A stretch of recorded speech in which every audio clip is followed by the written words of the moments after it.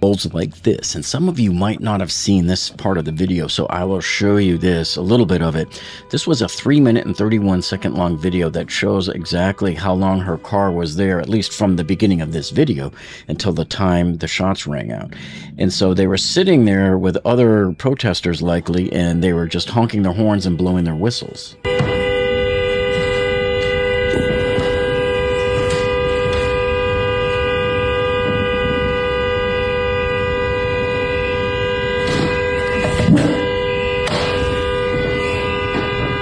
Now the camera's panning around to show her, and there she is in the middle of the road blocking the intersection, honking the horn, and she's dancing there inside. And you can see she's sitting there having a good old time. She's dancing there, honking and honking the horn there, disturbing the peace through this entire 3-minute and 31-second long video. We are cutting through the lies and the politics and the nonsense to help bring you an unbiased determination and analysis of what really went on.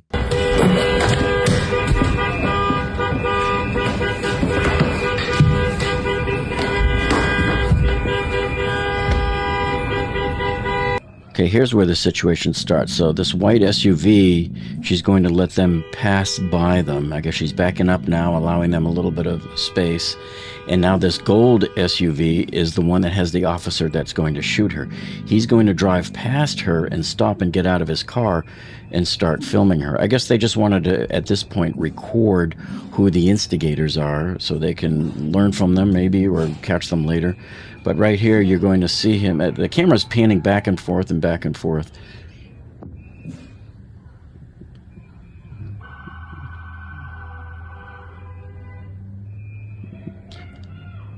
So here comes the other undercover pickup truck right there, and he's going to pull up, and a couple of agents will get out and start walking over to her. There's the officer walking around past her car to the back of the car, and there's her wife right there, engages him. And we'll show you that close up in a second because we'll show you the view from his camera. And she's slowly pulling forward again to block the ICE vehicles again. So the officer goes back to his vehicle there momentarily for a few seconds. Then he's going to come back around to the front of the vehicle as she's backing up. And that was it. This video cut off about 2 seconds before the shooting. So I want to show you something here this is the last frame of the video, and essentially what she's done here, she is now backed up even further, getting ready to slingshot out of there.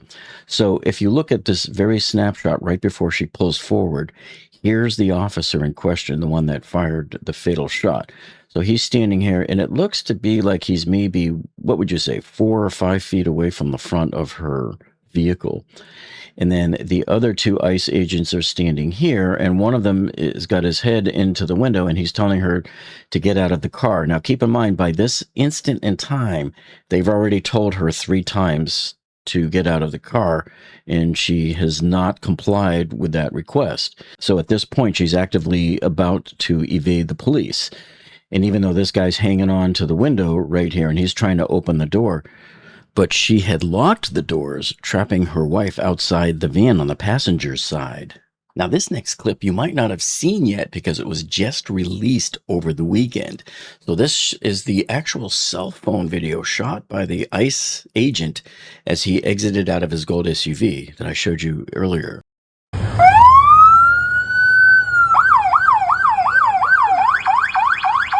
fine, dude. I'm not mad at you. Show your face. I'm not mad at you. That's okay. We don't change our plates every morning, just so you know. It'll be the same plate when you come talk to us later. That's fine. U.S. citizen, former. You want to come at us?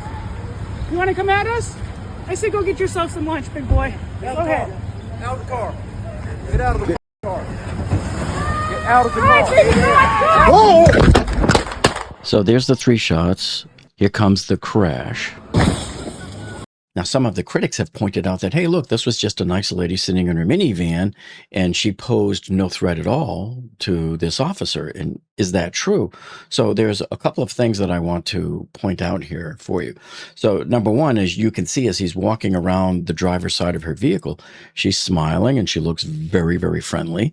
Okay, but I can tell you, folks, over the past 15 years, I've watched hundreds and hundreds of police chases. I watch a lot of them. And in a lot of these, they start off very, very friendly. The officer will be there standing at the window talking to the guy, and they're joking. And all of a sudden, the guy just, boom, floors it out of there. So yes, the situation can change dynamically like that. It's safe until it's not safe. But as the ICE officer's walking around the vehicle there, it doesn't look like he's sensing any urgency there or that his life is in danger until it does become in danger. But there's two other things here that the ICE agent recorded here on his little cell phone there that I wanted to point out to you. The first one here is when you stop here and look at this freeze frame of Renee's wife outside the vehicle, take a close look at her, what she's wearing there. You see she's got that whistle. So apparently these two are professional antagonists, I guess you could call them, where they're armed for battle right now. So this is not people that are dressed up to be peaceful demonstrators like you've seen some of the false reports claiming, or that they were there to just monitor, because they were not there to just monitor. They were there to make noise. So for those of you who might not be aware, the purpose of those whistles that they've got around their neck is such that they will stalk the ICE agents, and whenever they see them pulling over somewhere, they'll stop all the cars and maybe they'll try to block them in. But they use the whistles to make a lot of noise to allow the neighborhood to hear it and give people time to escape. So they're essentially aiding and abetting an escape. And, I'm not going to discuss, the politics of it, whether it's right or wrong or whatever. I'm just saying this is what has been going on. Now, just take a look at this other short clip of another group of people doing the same thing. We can play. My car's bigger than yours. ICE! It's ICE! Please help me record. Get behind them if you have a car. If you have a car, please pull behind them. It's ICE. Can you pull behind them? It's ICE. They're trying to kidnap people. Please pull behind them. Hurry. So this gives you a pretty good detailed inside point of view look from the perpetrator's point of view, what exactly they're doing with their vehicles. Dumb bitches. You're not going anywhere. Can you guys block the road, please, so they can't get out? We have them blocked in, but we need more cars. Look at these losers. Now, this is the way that we would have liked to have seen something like this transpire. Continually see you following us, interfering with us, honking your horn, blocking our cars. You have a very high probability of making a really bad decision and being arrested today, okay? I think I'm making exactly I'm not. the right decision. Oh, then why are you giving her a warning? I'm giving her a warning to not interfere with what we're doing, She's to not make a bad decision today and ruin your life. Well, bad Okay, decisions. thank you. That's funny. But, one question I always had about this tactic is that what happens if they were there to arrest somebody who was a murderer or a rapist or a pedophile, like we've seen them try to do before, and people try to block them in? Now what? Now you just let a guy who was a really, really bad guy get away. The other question here is, what happens if one day you make a mistake and you box in the wrong car and that person has a gun and turns around and shoots you because he thinks that you're robbing them or something? There's a lot of things that make this a very high risk. This is not a peaceful demonstration type thing that you hear people reporting on. Yeah, this is potentially dangerous activity, as we can see here in this video from a different angle on Channel 5.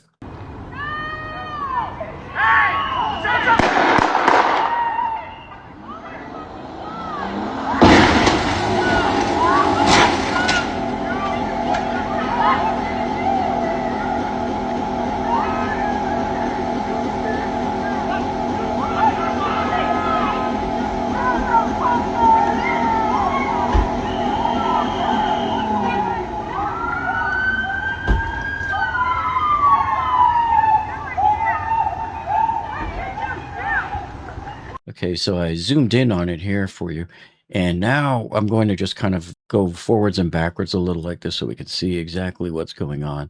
So the officer is right here. You can see he's standing, legs a couple of feet apart. Let's back the vehicle up and go right about there. See, he's standing here in front of the vehicle and the vehicle's coming at him straight. Now watch his right leg. You're going to see it as he tries to step aside out of the way. See, he's getting further and further apart further apart, and the vehicle definitely does make contact with him, and it glances him, as you saw on his own cell phone video. You could see and hear the impact on his own video. Get out of the car. Whoa! So looking at it here, and the other thing too is that a lot of people were saying, "Oh, look at the wheel; she's turning right," and she is, but initially she's going straight because look, see, there is where she's starting to turn right. You see that? So initially she was going straight, and initially, yes, she did indeed hit him. So you can't lie and tell people on live TV that this didn't happen, because you could see it right there. She's making contact with him. It clearly wanted her out of there because she was the main car leading the protest, is my understanding. I talked to another guy who was driving behind her, but she was very successful in blocking traffic. She was doing what she was set out to do, and so they wanted to get her the hell out of there. Now here's the first video, the one that went viral that most people saw. So I'll show it to you in real time, and then we'll step through it and I'll show you what's really going on. There's the ICE agent walking around filming with her wife along the side, and then the other agents pull up.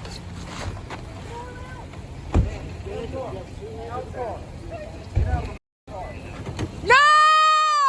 No! Shame! Shame! Oh my God!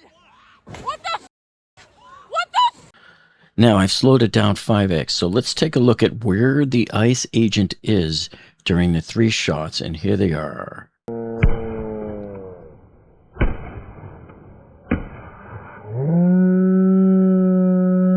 So now I'm slowing it down 10x, and we want to see if the ICE agent is in a legally justifiable, protectable position by law. So he's drawing his weapon now, ready to fire. There's the first shot, so he was in front of the vehicle or getting bumped. There's the second shot, he's at the side of it. And the third shot, he's also at the side of it. Now, I think that the first shot the officer took is justifiable, but the second and third shot, I'm not so sure about that. And you can bet that the family's attorney, if there is going to be a lawsuit, is probably going to use that part of it right there as proof that, hey, he didn't need to shoot at that point. So if we look at where she's initially parked, and remember her car's in reverse, she's getting ready to go backwards here and aim at the other officer. Now watch this. As the other guys are approaching her, watch what she does. She's in reverse already, even before they walked up to her vehicle. Now she's going to back up to right around here and see the direction of her front left wheel there. It's pointing over here to the left. Now, a lot of people were online criticizing, saying, no, her wheels are pointing to the right. Well, the problem is the ICE agent standing in front of her car can't see the wheels. And prove it for yourself. Go stand in your driveway 4 feet in front of your car and tell me if you can see your wheels. So look at this. We don't see any wheels here. Even if you go all the way down to the ground, you can barely see them, and they're dark anyway. You can't see what's going on under there in that shade. So when can you see the wheels then? Well, maybe if you were a little bit off to the driver's side there a little bit. See, so you have to be pretty far over there to see the wheels. All right, so now watch what she does here. So now she has changed angle because before she was facing this way. She was facing almost perpendicular across the street to the house, across the way, and decides now to back up and let's change angle. And now she's pointing right directly at, there's the officer that's standing in front of her car right there. And then if you look here, from the point she stops backing up, which is right here, we'll see, look, there's her lights are on. Now the reverse lights turn off, so we're on drive. And she's initially, at this point in time, look at the front left wheel. It's still slightly to the left, and it's going to spin. I'll show you that in slow motion in a minute, but I just wanted to show you. See, initially the car is moving straight towards the ICE agent. Now, if I was that guy, I'd be thinking this person just aimed for me. Why? Because she was facing right here a minute ago. Why didn't she take her car and go straight across the street and turn right and go around the agent? Instead, what she did, she backs up, changes the angle, and now she starts off going right at him. Okay. Now I'm going to stop right here and let's go frame by frame. You're going to see the agent's right leg spread out as he's trying to dodge the vehicle. So watch. So people say, well, why didn't he move out of the way? He was trying to. He just didn't have enough time to. So watch this. Okay, so now the wheels are spinning. See how it's spinning there a little bit? Because it's icy. Watch his leg. You're starting to see it appear right here. You're going to see him straddle out a little bit. See how he's taking a wider stance? He's getting wider. And now the car's moving towards him, so now he has to kind of change that. So he's trying at the same time to get out of the way and pull his weapon. Now, here's the point where he pulls his weapon. See that? It's in the holster there. Watch closely there. Okay, his hand's right. It's reaching for it right now because the car is moving forward. And he very rapidly draws his gun.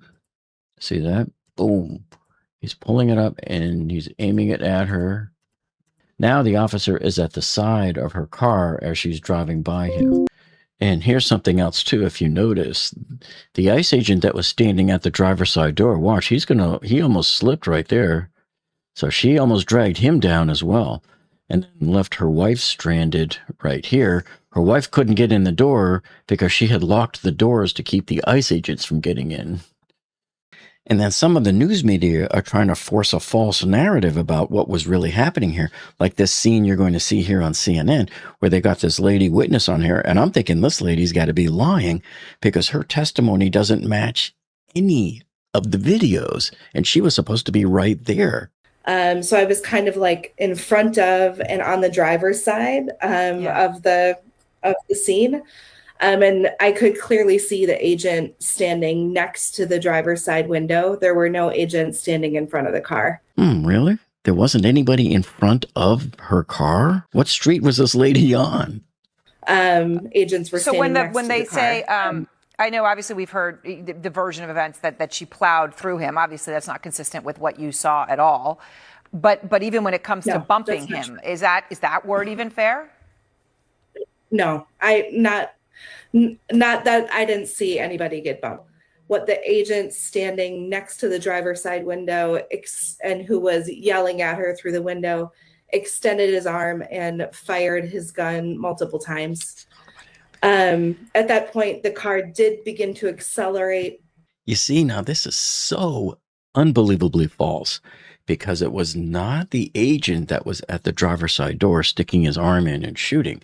It was the agent in front of the car that was shooting. I don't even know how they allowed this one to get on the air. And here's a new security cam video just released. See the dark-colored SUV driven by Renee Nicole Good. That's on the right there in the back.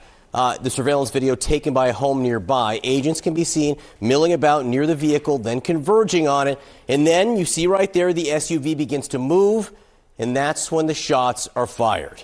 So now that we've examined all of the evidence, the big question here is who's really at fault? Well, those of you on both sides of the argument, I think, are going to be disappointed if you came here expecting me to choose your side, because I think that they are both wrong. I think both the ICE officer and Renee are both equally as culpable, and they both make mistakes. Okay, so the ICE agent, Jonathan Ross, if that is correct, his name, the big problem I saw was that he was using his cell phone to record. Why not a body cam? Why would you, if you're an officer, you have recording going on, or you should be anyway. And of course, the other mistake he made was he stepped in front of the vehicle.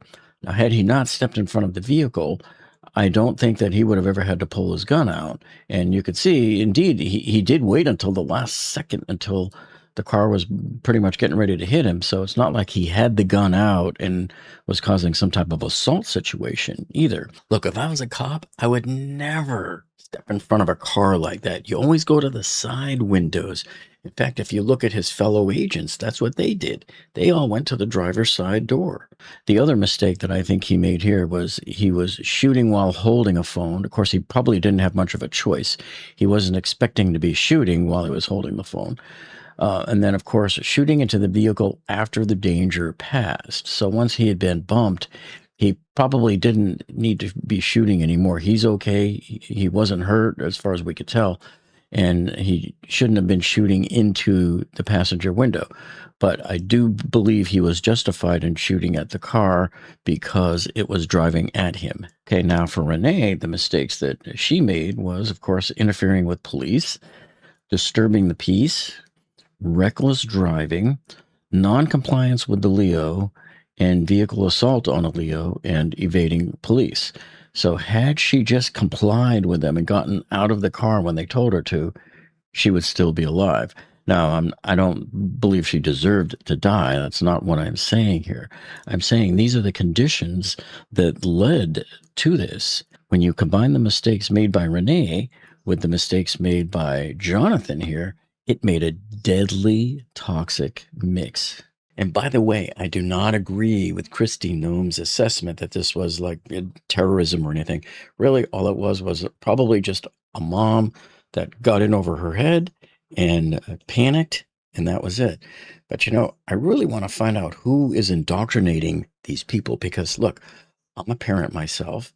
I'm a family man. I would never put myself in risky situations like this. Heck, even when I go to the grocery store, if I see the big Brinks truck waiting out front, I'm looking real close. I'm seeing if there's anybody hiding behind the columns. I don't want to get in the middle of an armed robbery there either.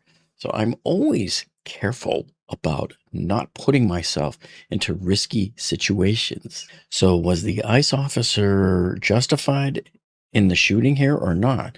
Now, a lot of people have uploaded different versions of what they say are the regulations, and some people have actually reworded them and changed them. So we're going right to the source to see what it really says they're allowed to do. So I went directly to the Homeland Security's February 2023 update to the department policy on the use of force. Yeah, and then in Section 6 here, they cover deadly force. And it says the DHS Leos may use deadly force only when necessary. That is, when the Leo has a reasonable belief that the subject of such force poses an imminent threat of death or serious bodily injury to the Leo or to another person. Yeah, and then so further down on the general guidelines here in Section B, it says here, fleeing suspects' deadly force shall not be used solely to prevent the escape of a fleeing subject. Now, you might look at this video and think, well, hey, he used deadly force to prevent the escape of a fleeing subject. No, he was standing in front of it when it moved towards him, so he probably felt he was defending himself. So he would not fall subject to this particular clause here. It says here, however, deadly force is authorized to prevent the escape of a fleeing subject where the Leo has a reasonable belief subject poses a significant threat of death or serious physical harm to the Leo or others, and such force is necessary to prevent the escape. So you see, you can argue both ways on this, but the problem here is that both Renee and the ICE officer put themselves into this kind of deadly tango here. See, and then right here under the discharge of firearms, it says right here, discharging a firearm against a person constitutes the use of deadly force and shall be done only with the intent of preventing or stopping the threatening behavior that justifies the use of the deadly force. This is one that's interesting because I've seen police chases before where cops will shoot from inside the cop car. And here, the federal Leos are not allowed to do that. It doesn't make sense, really, to shoot through the windshield of your car at somebody. And then here, we're talking about the moving vessels. And so the problem here is it says DHS Leos are prohibited from discharging firearms at the operator of a moving vehicle, vessel, aircraft, or other conveyance, unless the use of deadly force against the operator is justified under the standards articulated elsewhere in this policy. So first of all, up above, he had to make sure that she was a threat to his life before he could discharge his firearm. And then also it says here that firearms shall not be discharged solely as a warning or a signal at moving vehicles and vessels. So some people might argue, if this got into court, which it probably will be, they could argue that, hey, it says here that you can't fire into the moving vehicle, but there is an exception here. It says, except under the limited circumstances described in Section 5 above. June of 2026, this same ICE officer was trying to arrest a really bad suspect who dragged him 100 feet in his car. And the officer ended up going to the hospital there. And as we can see there, he got 33 stitches. So this has happened before, and you can see why he was in that mindset. So you can see that these things do happen quite often, and this officer could have used a little bit more caution about stepping in front of the vehicle. So ICE agents quite often face illegal activity from people. Now this one is much more vicious because he's just throwing rocks. That's a missile. He's throwing rocks at the federal vehicles there. And he ended up turning himself in later on. And similar dangerous situations like this are everywhere. They're always throwing rocks and boulders at them. I would not want to be an ICE agent myself. I hope that this has given you an unbiased analysis that will help you make an informed decision here as to what really went down that day. And make sure you check out these other 2 videos here if you like the way we do analysis here, because you will love the analysis on these videos. Thank you so much for joining us, and we'll see all of you on the next one.